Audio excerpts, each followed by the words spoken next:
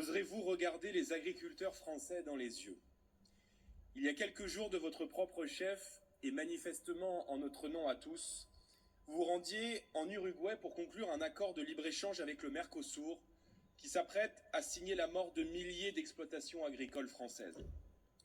Le lendemain, comme l'aveu d'un crime économique et politique, vous renonciez précipitamment à votre visite prévue en France à l'occasion de la réouverture de Notre-Dame.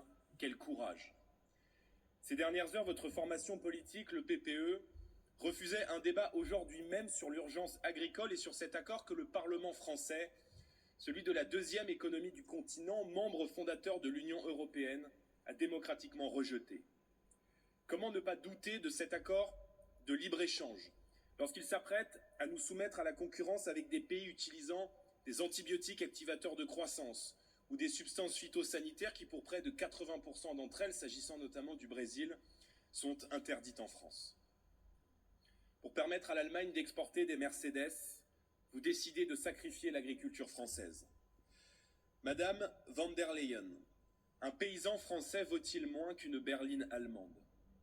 Notre souveraineté alimentaire ne mérite pas d'être bradée sur l'autel de vos contradictions, de votre ivresse normative et d'accords commerciaux injustes et déséquilibrés. Nos agriculteurs sont aujourd'hui à la croisée des chemins et au cœur d'un défi existentiel, exister ou disparaître. L'agriculture a forgé la puissance française et européenne. Elle a façonné nos paysages et dessiné la France. Elle n'est pas seulement une filière stratégique pour le pays ou la garantie de notre autonomie. Elle est le cœur battant de la France et une part inestimable de notre identité nationale. Le combat contre ce traité n'est pas terminé et je conserve l'espoir qu'une minorité de blocage soit constituée au Conseil. Devant votre jusque-boutisme sur cet accord, qui rejoint votre rejet obsessionnel du nucléaire et votre acharnement à imposer aux entreprises européennes toujours plus de normes, il me vient une question en tête, au fond la seule qui compte. Pour qui et pour quels intérêts travaillez-vous réellement? Merci, Monsieur le Président. Je souhaiterais faire, s'il vous plaît, un rappel au règlement sur la base des articles 212 et 213 afin de dénoncer la création aujourd'hui de 4 nouvelles commissions au sein de ce Parlement qui en compte déjà 20. 4 nouvelles commissions sur la défense, la santé, le logement et un soi-disant bouclier démocratique qui viennent rogner sur des prérogatives souveraines. Mes chers collègues, le Parlement européen s'entête aujourd'hui une fois de plus dans la folie d'une union technocratique qui entend se mêler de tous les problèmes et qui en définitive n'en règle aucun. Lors de la constitution des bureaux de ce Parlement et des commissions, je rappelle que vous avez tous ici écarté scandaleusement le groupe des Patriotes. Cette semaine encore, la presse révélait un document interne sur les basses manœuvres du groupe Renew, qui, je le rappelle, a perdu pourtant 30% de ses députés et qui, cinquième force du Parlement, prétend écarter la première. Un Parlement qui donne des leçons de démocratie au monde entier et qui les piétine chaque jour. Le 9 juin, des millions de concitoyens ont voté pour une Europe respectueuse des nations, anti-bureaucratique. Leur voix doit être entendue. Merci Madame la Présidente de la Commission européenne. Après un mandat jalonné par de nombreux échecs et par de nombreux scandales, après des élections marquées par une contestation sans précédent du fonctionnement de l'Union européenne, vous nous présentez aujourd'hui la nouvelle équipe qui formera la Commission européenne. Ces commissaires européens sont anonymes, inconnus du grand public.